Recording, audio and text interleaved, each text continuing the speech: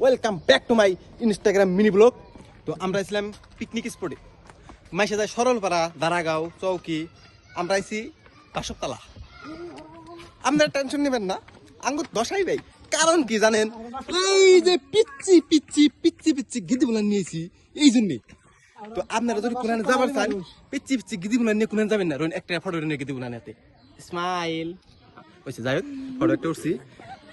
তো একটাই ফটো হারা দিনে এনে মানুষের দিকে ছাগল বেশি। এই যে দুটো ছাগল, হাসাই ভিডিও হাসা কথা। তোমরা নিয়ে যাও কোনে গেদি বলা নিয়ে জানি আনার ভাই কোন জানি না।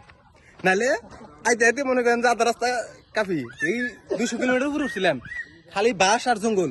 আইছিলাম পেন গামছা, যে গোসল টোসল করুম, জন্নার মধ্যে একটু জাপ টাপ পারুম, তা না এনে রইতে মধ্যে হুকাবেন নিয়ে নিয়েছে একটি। এই যে হুকাই হুকাই গাইছি, এখন বাড়ি বেলে যাম গা। আশা এখন আল্লাহ যদি কবে মিলায় যে সরলপাড়া যামু, দারাগাঁও যামু, জন্নার মধ্যে যামু, একদিন যামু ইনশাল্লাহ। আনুগতে সবাই মিলে যামু। কিন্তু ভাই জীবনেও গিদি বুলান নিয়ে কোনো যাবার না।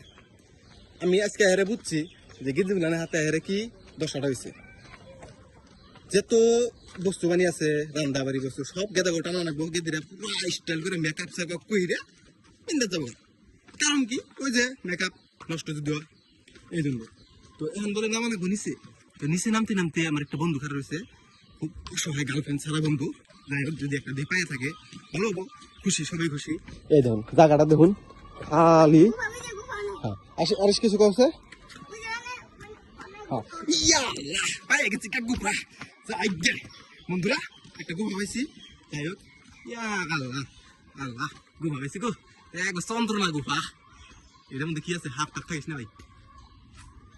ও এটা ইয়ে গো, জানা না।